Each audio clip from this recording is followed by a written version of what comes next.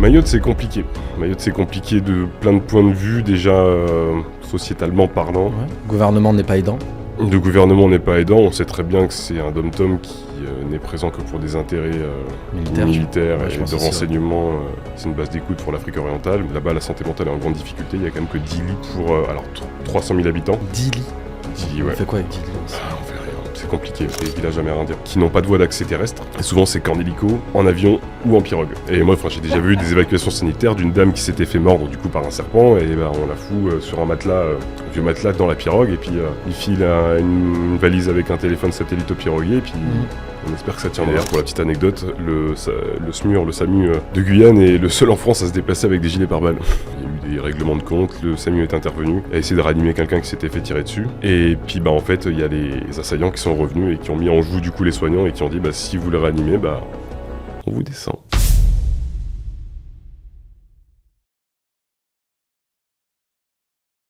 Bonjour tout le monde et bienvenue dans Défilante, épisode 2.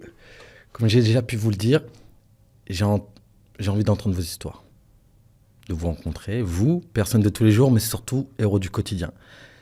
Aujourd'hui, je suis avec Henri. On se connaît pas beaucoup, même pas du tout. En fait, c'est un ami d'amis qui vit en Guyane. Henri est infirmier. Être infirmier aujourd'hui, c'est faire face à une combinaison de difficultés. Il y a des conditions de travail souvent difficiles, un manque de reconnaissance, une pression constante en raison de pénurie de personnel, de tâches administratives toujours plus nombreuses. Tout cela dans un environnement où les défis éthiques et les situations émotionnelles intenses sont quotidiens. Le travail d'infirmier est exigeant, à la fois mentalement et physiquement, et demande une grande capacité d'adaptation, de résilience et une passion pour les soins aux patients. Du moins, c'est ma vision, c'est la vision que j'en fais. J'ai côtoyé pendant un moment l'hôpital et je dis merci au personnel médical. Merci à vous tous, sages-femmes, infirmiers, médecins et toutes les équipes. Donc bonjour Henri. Bonjour Farid. Tu vas bien? Bien et toi? Je me permets de tutoyer, parce oui, on ne se connaît pas, mais je pense qu'on est à peu près de la même génération. Et j'ai entendu parler de toi par un ami qui me disait que tu étais infirmier. Déjà, tu es un homme infirmier, ça je pense qu'on va pouvoir en parler. Ouais. Et, mais surtout une spécificité, tu es infirmier pas en France, tu l'es en Guyane. Et j'ai trouvé ça extrêmement intéressant, c'est pour ça que j'ai voulu discuter avec toi. Je pense qu'on est très peu à connaître déjà le métier en lui-même. On a vu il n'y a pas longtemps aux médias que les infirmiers, du moins le corps médical, il y avait des grosses problématiques dans le corps médical, notamment sur la reconnaissance, mais aussi au niveau pécunier, au niveau de l'argent. Totalement. Et j'ai plein de questions à te poser, donc j'ai tout écrit là. Déjà, parle-moi un peu de toi. Explique-moi un peu ton parcours. Qu'est-ce qui t'a motivé à choisir cette profession Moi, au cours de mes études secondaires, au lycée, je ne sais pas trop ce que je voulais faire. Il n'y avait rien qui pouvait vraiment m'intéresser. Et c'est vrai que je me suis instinctivement dirigé vers un métier avec des valeurs qui me semblaient intrinsèques à l'homme. Travailler en tant qu'humain, pour l'humain, à travers l'humain. Moi, c'est vrai qu'au début, je me suis au final dirigé vers la profession d'infirmier. Bon, médecin, on sait que les études sont longues, et vu ma méthodologie et ma rigueur, qui n'étaient pas déjà très exemplaires durant mes études secondaires, je me suis dirigé sur la profession d'infirmier. T'avais quel âge? Je me permets, désolé. T'avais quel âge quand tu t'es décidé de... C'était en 2013, donc j'avais 18. 18 ans. T'étais jeune déjà. Ouais, 18.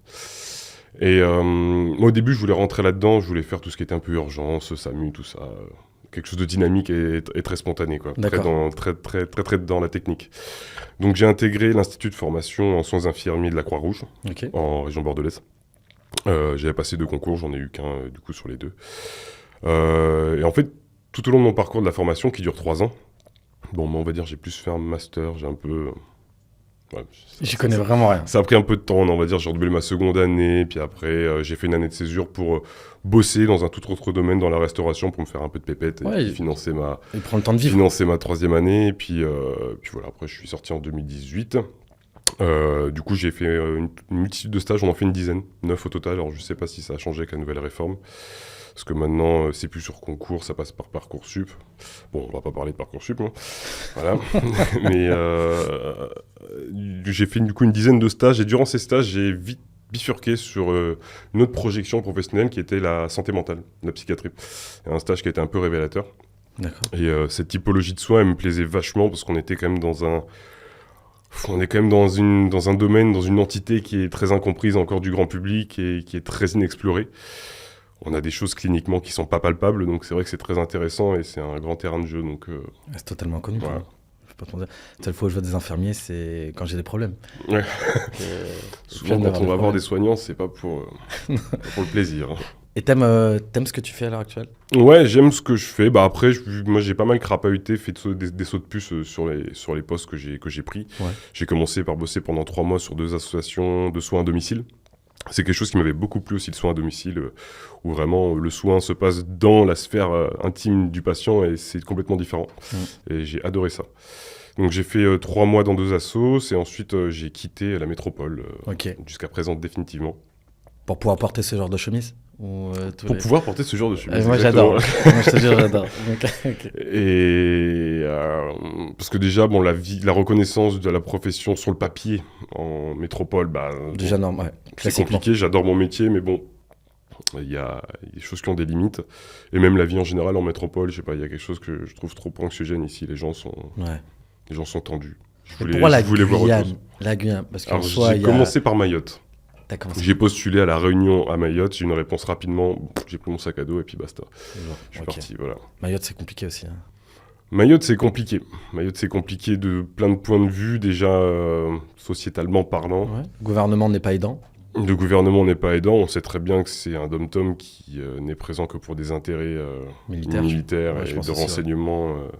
C'est une base d'écoute pour l'Afrique orientale. Bon. Je suis d'accord. Bref, après, c'est une île, on dit souvent qu'on l'aime autant qu'on la déteste, parce que c'est une île qui est magnifique d'un point de vue nature, des plages, tout ça, mais bon, il y a quand même un voile sombre sur cette île. Ouais. Mais j'y ai quand même passé 3 ans. J'ai fait de l'hospitalisation psychiatrique, qui là-bas, la santé mentale est en grande difficulté. Il y a quand même que 10 lits pour 300 000 habitants recensés, sachant qu'il y en a tout autant qui sont issus des flux migratoires. Donc forcément, c'est un service qui est plus à catégoriser comme une UMD, en fait, comme une unité de malades difficiles. 10 lits. 10 lits, On ouais. fait quoi avec 10 lits On fait rien, c'est compliqué. On fait des évacuations sanitaires vers la métropole, vers la Réunion, enfin, du coup, parce que Ok. l'offre de soins n'est au final pas adaptée par rapport à ce qu'on prend en charge. Voilà. Donc finalement, le métier d'infirmier là-bas, il prend une autre ampleur que celui en métropole. Ouais, complètement. Ouais. Bah, là, j'ai été plongé vraiment dans la cour des miracles, quoi. C'est la piste aux étoiles. Bon, après, j'ai fait du coup de l'hospice, j'ai fait du centre médico-psychologique. C'est un autre parcours dans le soin du patient en santé mentale.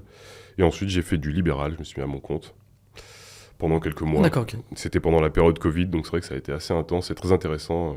T'as gagné Flouze ou pas? T'as gagné de l'argent? Ça va? Non, effectivement, on va On pas est se cacher philanthrope, que mais quand même. en libéral, il y a d'autres contraintes. Mais après, quand on est son propre patron, on sait très bien que Ouais. C'est différent. c'est différent. Ouais, c'est différent. On travaille En fait, pour soi et On va pour bifurquer les autres. facilement parce qu'en Guyane, tu as une population qui est spécifique. Mm. Parce que toi, elle reste française Ouais. pour des histoires historiques, dirons-nous. Mm. Est-ce qu'il y a des besoins aussi spécifiques, in fine? Je pense que oui. Et comment ils se matérialisent? En Guyane Ouais. Ouais. Alors, quand tu parles de besoins spécifiques... Comment adaptes-tu tes soins? Parce que je pense qu'il y a une culture qui n'est pas la même que celle qu'on a en France, en métropole. Mm. Est-ce qu'il y a des... Quelles sont les plus grosses différences que tu peux voir? Parce que tu as travaillé aussi un peu en métropole. Les plus grosses différences que tu vois entre des Guyanaises et des Françaises, dirons-nous. Que ça soit en soins, que ça soit même dans tes services, que ça soit dans la culture, dans l'approche que tu peux avoir avec eux. Est-ce qu'il y a des spécificités particulières ou pas du tout Si, il y a des spécificités. Peut y avoir des spécificités liées aux croyances. Bon, contrairement à Mayotte, où la Mayotte c'est musulman, et là il y a un gros fossé quand même. Mais là où en Guyane c'est majoritairement catholique, mais après on a énormément quand même de populations issues de l'immigration aussi en Guyane. Il faut savoir que selon les derniers chiffres de l'INSEE, c'était en 2015-2016, il y avait quand même 139 nationalités quand en même. Guyane. Oui, en gros il y a toute la planète. Ouais, presque. Mais Je crois que l'ONU reconnaît à peu près 144 pays, un truc comme ça. Donc, Mais le contact, non, n'est pas le même en fait. Il n'y a pas les mêmes barrières qu'ici. Déjà, si on peut parler du tutoiement et du vouvoiement. Le vouvoiement est très peu présent là-bas. On est dans le tutoiement. Le vouvoiement représente une barrière, peut représenter une barrière pour certains patients, donc on est directement dans un contact de tutoiement. Ça, au début, c'est peut-être particulier quand on... Combien de France? Voilà, combien de France. Mais le vouvoiement est très... Je fais attention à ce que je dis quand même. Le vouvoiement, c'est assez français quand même. Je pense. Oui, on peut considérer comme ça. Anglo-saxon, ça n'existe pas, presque pas. Ouais. En espagnol, ustedes, à l'époque, on l'utilise très peu. Et bon, c'est ma conviction. Je suis profondément convaincu que le vouvoiement crée de facto une barrière. Complètement. Moi, du coup, maintenant, je suis d'accord avec ça. Que ça représente une... On peut se tutoyer, on reste des êtres humains. En tout cas, c'est la vision que j'en ai. Et le vouvoiement, c'est vrai qu'on met quand même une distance. On se barricade derrière quelque chose, en fait. On se protège. Mais là-bas, c'est pas... C'est comme ça. Okay. On n'est pas vraiment là-dedans, non. Donc, tu t'adaptes, t'as dû t'adapter très vite aussi. Ça a dû te faire un choc thermique, déjà d'une, mais un choc assez culturel. J'étais habitué avec Mayotte, donc en fait, ça va. L'adaptation s'est faite assez rapidement maintenant. J'arrive à avoir des capacités d'adaptation qui se font assez rapidement. Et comment gères-tu, ou du moins comment le service hospitalier gère les défis logistiques là-bas? Parce que j'en ai entendu beaucoup parler, parce que je voyage un peu beaucoup quand même. Et je sais que c'est pas facile, surtout en Guyane. Ouais. Et je sais pas comment vous gérez ça là-bas. Parce qu'en France, voilà, on est au cœur de tout, le gouvernement est là, c'est très facile de gérer indirectement, même si on est censé avoir des représentants, députés autres qui doivent intervenir ou être le lien entre la métropole et la Guyane.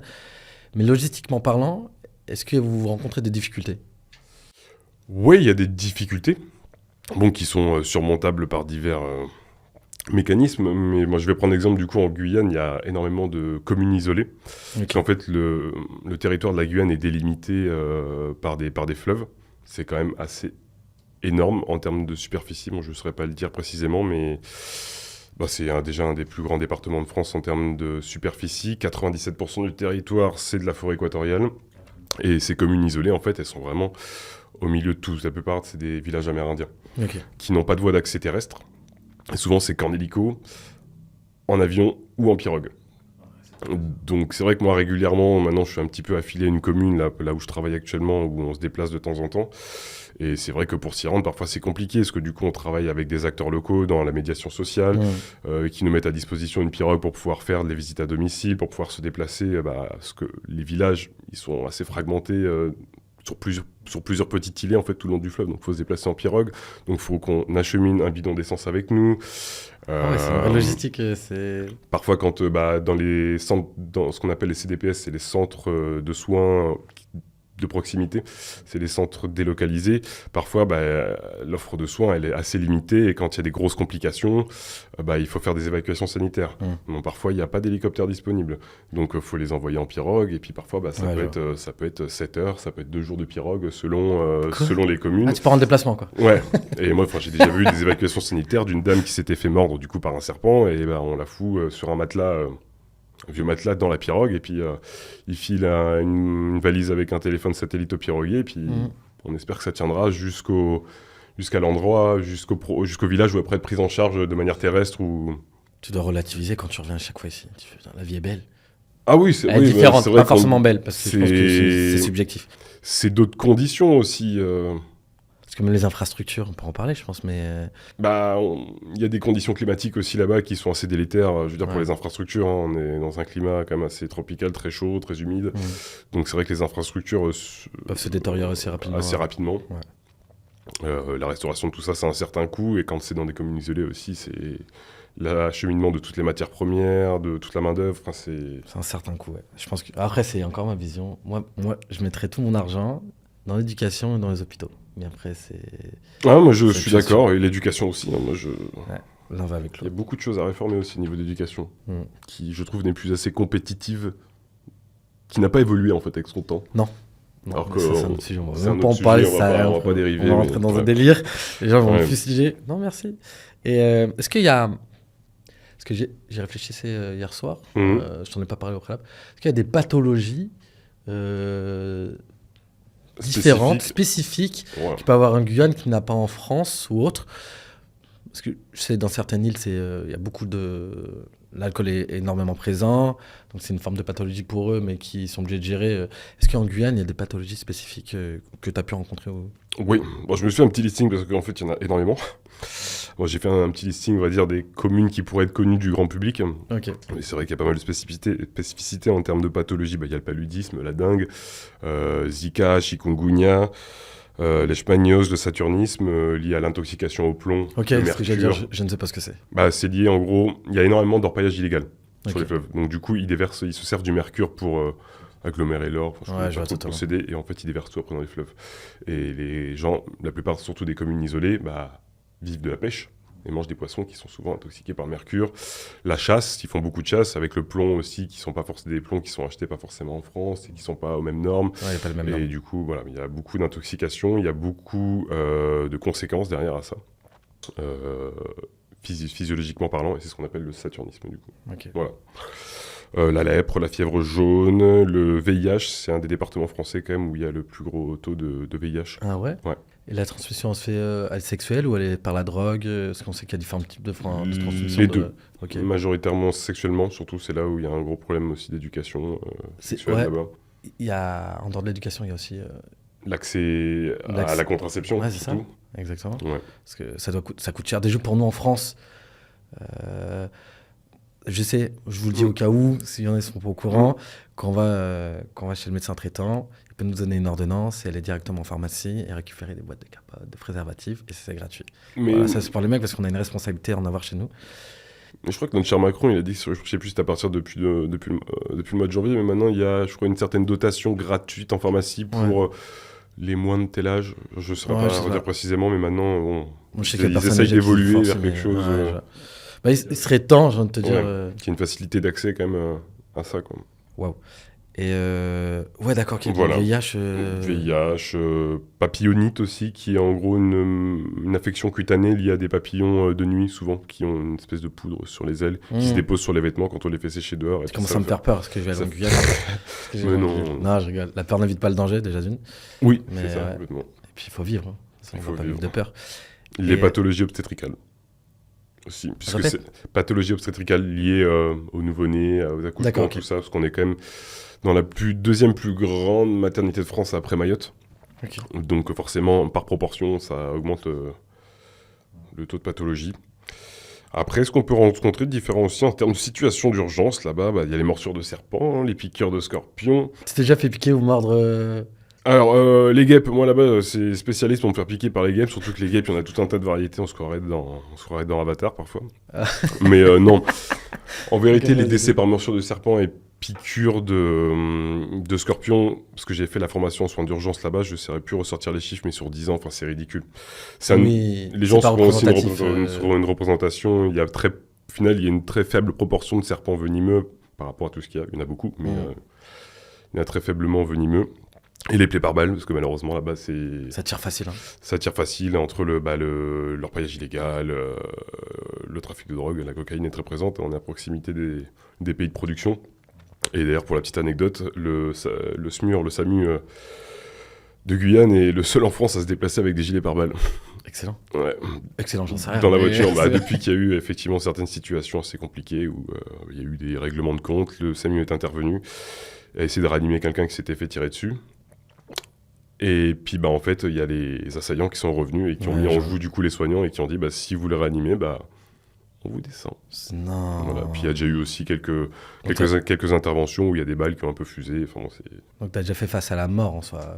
ces personnes-là, enfin en tout cas, oui, c'est pas commun quoi. Quand tu arrives de Non, c'est métropole, tu bosses au SAMU, même si c'est dans quelque chose de dynamique, tu te retrouves au milieu des balles. Bon, Aïe, aïe, aïe. Finalement, ça fait un peu zone de guerre quoi. je vais très vite rebondir parce que le rôle d'infirmier, souvent, il dépasse le rôle que vous avez, c'est-à-dire le Ouais. rôle des soins médicaux.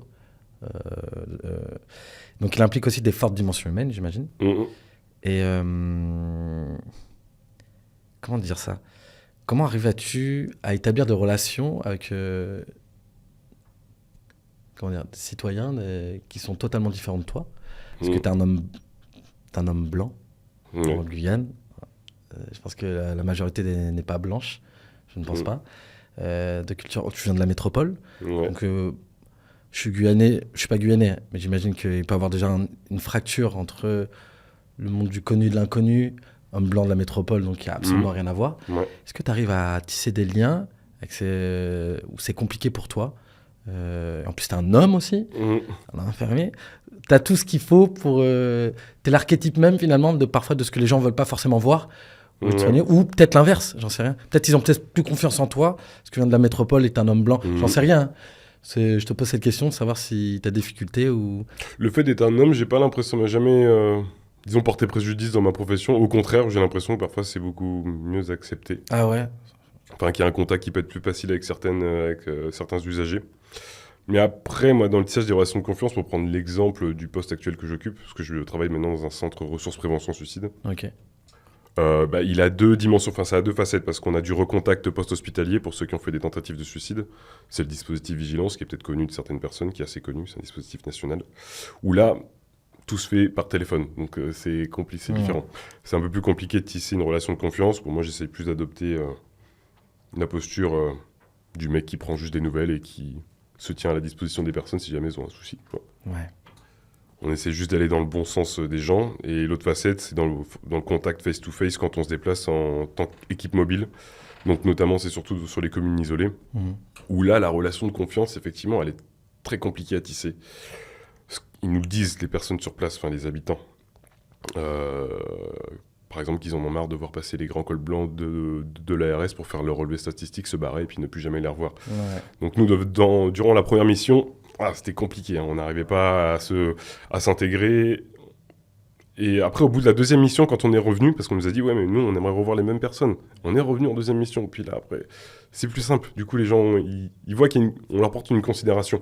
Donc, on n'est pas juste passé pour faire une mission, puis après, on passe à autre chose. C'est contre-productif, in fine, les relations, du moins, les différentes institutions qu'on peut en avoir, l'ARS, d'autres choses, qui interviennent et qui vous font presque, qui court-circuitent presque finalement les missions que vous avez. Parce que vous avez des missions de fond et de long terme, qui n'est pas forcément le cas de toutes les institutions, du moins, qui interviennent, comme l'ARS, comme tu as pu le dire. Ouais, complètement. Qui ont un point de vue de statistique, quoi, et qui vont revenir recenser certaines données. Finalement, Après, oui, je suis d'accord, il y a une nécessité de recenser les besoins pour après, derrière pouvoir financer et mettre des choses en place. Mais voilà, pour reprendre l'exemple des communes isolées, on a quand même dans des populations qui sont isolées de tout, qui subissent une grosse fracture sociale. C'est compliqué. C'est compliqué. Mais après, voilà, surtout quand on intervient dans des zones qui sont culturellement complètement différentes, ça reste la France, mais c'est des territoires aussi qui ont leur histoire. Et je veux dire, c'est pas à nous aussi d'imposer nos soins qu'on pourrait considérer comme occidentaux. Ouais. Il faut aussi écouter l'autre, apprendre de son environnement, de ses difficultés, de ses besoins, de sa condition de vie et aussi de s'adapter à ça. Ouais. Ça fait plaisir d'entendre ça, parce qu'il y a une forme de tolérance, d'adaptation que tu dois faire. Et plus je te sens, en tout cas, quand je te parle avec toi, je te sens vraiment sincère. Ça se voit que tu aimes réellement ce que tu fais, tu vois. Est-ce que tu peux me raconter, je ne sais pas si je rentre dans le cadre de l'intime, des situations touchantes que tu as pu avoir avec des personnes, que ce soit en France, en Guyane, en Mayotte. Est-ce que tu as des situations qui t'ont touché plus que d'autres, ou finalement c'est monotone? Non, mais c'est vrai qu'en fait, il y a énormément d'anecdotes ou de situations effectivement qui m'ont plus ou moins affecté. Il y a beaucoup de choses dans lesquelles on peut se reconnaître, qui font un miroir, où on fait un transfert. Bon, je sais pas, une situation récente qui m'a un peu touché, c'était un monsieur qui avait en Guyane, qui avait un diabète. Et effectivement, nous a contactés parce qu'il y avait un fort risque suicidaire chez lui, il voulait mettre fin à ses jours. Parce que du coup, il était hospitalisé, son diabète n'arrivait pas à être équilibré, il avait un mal perforant, il avait un risque d'amputation. Ah oui. Il avait peur de ça. Bon, les médecins lui ont affirmé qu'il ne serait pas amputé ni quoi que ce soit. Bon, au final, une semaine plus tard, il se fait amputer. Oula. Et c'est un mec qui nous rejetait comme pas possible, il voulait pas d'aide. Et au final, bon, j'ai pris la situation, j'ai dit je m'en occupe de celle-là, puis au fur et à mesure du temps, on a tissé un lien et il y a quelque chose qui a bien marché, il y a eu une reconnaissance, et c'est une situation parmi tant d'autres, voilà, c'est où parfois on essaye quand même de... C'est pas dangereux de tisser un lien, même pour toi? Dangereux, c'est-à-dire? Émotionnellement parlant. C'est t'attacher à des patients qui peuvent ne plus être là du jour au lendemain déjà. Faut s'attacher, mais avec la juste distance aussi. Bah, c'est compliqué, hein, je veux dire, c'est pas... Il n'y a pas de protocole pour ça. est-ce que c'est un métier qui te permet de bien dormir, comme la nuit? Parce qu'il y a deux aspects. Il y a celui où tu te sens utile, Ouais. celui où tu te sens utile régulièrement. Et il y a l'aspect où tu peux être touché par des situations comme des morts que tu peux avoir, des gens qui ont le diabète qui veulent se suicider. Est-ce que c'est un métier qui, quand tu rentres chez toi, tu arrives quand même à souffler ou c'est vraiment pesant et c'est quelque chose que tu gardes, que tu n'arrives pas à t'en défaire, quoi? Non, je dors bien. Tu dors Franchement, ça va. Mais après, bon, forcément, il y a des situations, parfois, sur des services où j'ai été, et où... Ouais, parfois, on remet en question ce qu'on essaie de mettre en place, ce qu'on a fait, chaque geste, action, parole. Est-ce qu'on n'a pas loupé quelque chose? Je vais reprendre la précédente question. Ouais. Je reviens sur un événement qui m'a beaucoup affecté quand j'étais aux urgences psychiatriques en Guyane. Et ça rentre dans la thématique suicidaire avant que je prenne le poste actuel. Il y a une dame, un coup, qui est venue un soir. Du coup, je fermais la garde à 21h30 et qui a été accompagnée par sa psychologue libérale, c'était une hôtesse de l'air, qui a fait une tentative de suicide. Et du coup, je lui ai dit, du coup, faut mettre à distance, on va vous laisser aux urgences et vous serez évalué demain matin par un psychiatre de garde. Bon, les urgences, c'était compliqué, pouvoir lui garder une place. Je lui ai dit, si elle rentre chez elle, il y a un risque qu'elle fasse quelque chose. Bon, voilà, j'ai essayé de tout bien cadrer pour qu'elle reste là la nuit. 2 jours plus tard, moi, je retourne au boulot, puis j'apprends qu'en fait, ils l'ont fait sortir dans la nuit. Et puis, en fait, 24 heures après, elle a été retirée 1000 balles au distributeur. Elle a été s'acheter une arme sur le marché noir, et puis elle s'est tirée une balle dans la tête dans une chambre d'hôtel. Voilà. En laissant une gamine en bas âge derrière elle. C'est pas de ta faute, de toute façon. Non, mais du coup, quand on apprend ça, on se refait tout le film. Qu'est-ce qu'on a bien fait, qu'est-ce qu'on n'a pas bien fait, qu'est-ce qu'on aurait pu faire de plus, où était la faille là-dedans. Et c'est là que la notion d'équipe est très importante. Parce qu'il ne faut pas rester tout seul avec ses questionnements, il faut reprendre le cours des choses. Ouais, faut pas broyer du noir. Donc être accompagné. Ouais, mais la notion d'équipe, elle doit être innée à cette profession. On peut pas être seul dans cette profession. Tu vois, je suis très content de t'entendre. Je suis même très content de t'avoir invité. Parce que pendant très longtemps, j'ai voulu entrer dans le corps médical. Je voulais être médecin, me sentir utile à travers... Mais je suis pas sûr qu'il y a entre l'idée qu'on se fait d'un métier et la réalité du métier. Tu vois. Je suis vraiment pas sûr que j'aurais pu subir in fine toute cette accumulation d'une de pression, mais aussi de situations extrêmement complexes qui peuvent... Moi, je sais que ça peut m'affecter, ce genre de truc. Ouais. Et je pense qu'il faut une résilience qui est assez solide et une conviction assez forte pour pouvoir continuer ce genre de truc. Parce que c'est un dépassement de soi. Moi, j'ai toujours dit, infirmier ou même la plupart des corps médicaux, c'est pas un métier, c'est une vocation. Parce qu'on dépasse le cadre de juste de faire sa fonction primaire, faire de l'argent, du moins, c'est ce que nous inculque le conditionnement. On a un dépassement de soi, c'est un désintérêt total même. On travaille beaucoup plus pour l'autre que pour soi-même. Et pour ça, je remercie énormément le corps médical parce que, je t'avais dit, j'étais à l'hôpital pendant un moment et j'ai vu le travail monstre qu'il y a derrière. C'est hallucinant, c'est vraiment hallucinant. Donc, ouais, je te remercie énormément. Je vais te poser des questions pour la jeunesse qui nous regarde quand même. Selon toi, est-ce qu'il y a les priorités pour améliorer les qualités de soins en tant qu'infirmier en Guyane ou même en France? Est-ce que tu vois des trucs qu'on pourrait venir améliorer? Je sais pas si tu peux en parler déjà, mais... C'est vrai que c'est complexe comme question, parce qu'il y a beaucoup de souffrance dans cette profession, et comme beaucoup d'autres dans le médical et le paramédical. Mais... Il manque de l'argent, je pense. Oui, déjà, il y a un problème... C'est budgétaire. Pécunier, les pépettes, comme toujours. Et comme partout, je veux dire, il y a plein d'autres secteurs qui en souffrent, mais c'est vrai qu'il y a on demanderait quand même beaucoup plus de besoins, de reconnaissance aussi sur le papier. Pas qu'à travers les compétences, mais aussi sur le papier. Et ça passerait déjà par une écoute aussi des personnes qui sont au-dessus, en fait. Ouais. Et ce qui change aussi, où ça devient une industrie de la santé. Ouais. Enfin, je me faisais la réflexion, en fait, j'y pensais hier, c'est qu'à l'époque, les directeurs d'établissement, c'était des médecins. Bon, maintenant, c'est des gens qui ont fait des hautes écoles de la santé, etc. Enfin, c'est la bureaucratie de la santé, quoi. Et les cadres, voilà, c'est les cadres de proximité, les cadres de santé, qui sont à la base des infirmiers. Maintenant, c'est complètement détaché, c'est plus un cadre de proximité. C'est plus Je vois quelque chose, totalement. ça représente une barrière entre la direction en C'est fait et presque les équipes décentralisé. soignantes. Ouais, non, je vois. Maintenant, on peut même voir des cadres qui sont issus en fait de business school, d'écoles de management et parfois qui ont même jamais mis un seul pied dans le soin. Ouais, je vois. Même les directeurs d'hôpitaux, ils connaissent rien souvent à Non, l'hôpital en ouais. lui-même. Et forcément, c'est compliqué. Du coup, nous, on essaye de se battre et de défendre les valeurs de notre profession, en fait.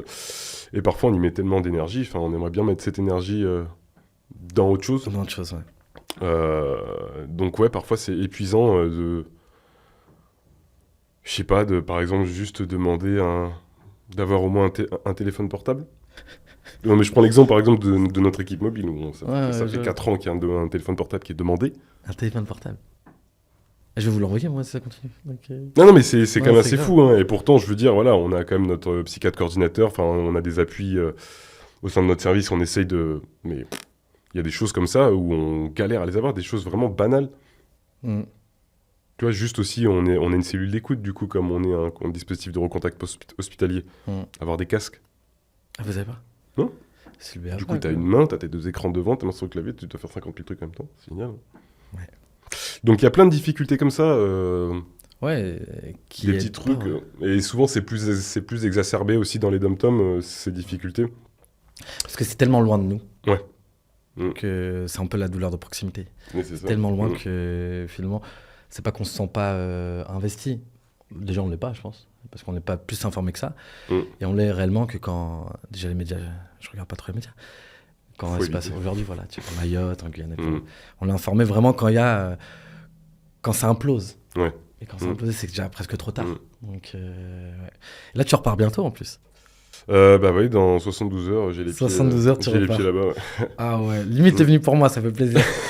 Et on a bientôt fini. Moi, j'ai une petite question Mhm. que j'aime poser. Aujourd'hui, Henri, je t'appelle Henri, si tu devais conseiller les générations futures, Mhm.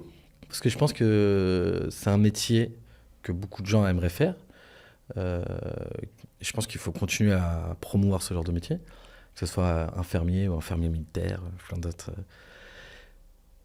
Quels conseils tu pourrais donner à ces générations futures des conseils quels conseils tu pourrais leur donner? Je savais que cette question, forcément, elle viendrait sur la fin. Et c'est vrai qu'élaborer une réponse là-dessus, c'est assez compliqué. Parce qu'il faut déjà pas se leurrer, la profession d'infirmier, enfin, moi que je considère comme une belle profession, mais qui reste en difficulté, qui a une durée de vie. L'infirmier a une durée de vie de 5 à 7 ans, actuellement. Et bon, j'ai d'anciens camarades de promo qui me l'ont prouvé il n'y a pas plus tard que quelques semaines, hein, qui sont en totale reconversion. Mm. Mais après, en fait, faut se dire... Enfin, faut élargir aussi un peu sa vision dans cette profession, parce que c'est quand même une profession où il y a un large secteur d'activité, en fait. On peut, Oui. voilà, on peut faire tout plein faire. de trucs. Ok. On peut faire plein de trucs dans la santé mentale, dans le technique, dans le management, mais ça me fait mal de parler de management dedans, dans le commercial, on peut se mettre à son compte, on peut faire de la recherche, Ouais, ok. la statistique, travailler pour les autorités de santé, il y a plein de choses à faire. C'est une profession où la frustration peut être beaucoup présente. Mais faut se dire que peu importe combien tu travailles dur, tu peux pas tout réparer. Ouais. Tu peux pas tout réparer. Il faut savoir aussi accepter ces limites-là et être indulgent vers soi-même, Ouais, c'est comme important. on le serait avec Quand on doit l'être dans une tous les jours. patiente. Ouais, je suis d'accord. Une profession, il faut savoir rester curieux. Une profession, c'est pas une compétition. Mhm. Il faut savoir se laisser du temps, se laisser une chance. Il y a une charge de travail dans cette profession, oui, qui peut être dense selon le secteur dans lequel on travaille. Et la gestion du temps prend du temps. Ouais. Et faut savoir être patient avec soi-même. Un travail, comme j'ai dit tout à l'heure, où il faut jamais être isolé. C'est un travail en équipe, ça c'est quelque chose qui est bien. On est toujours accompagné quand même, selon là où on tombe. Mais on est toujours bien épaulé. Mm. Puis, j'ai envie de dire... pour mettre un point final, faut être l'infirmière qu'on souhaiterait avoir en tant que patient, Ouais, patiente.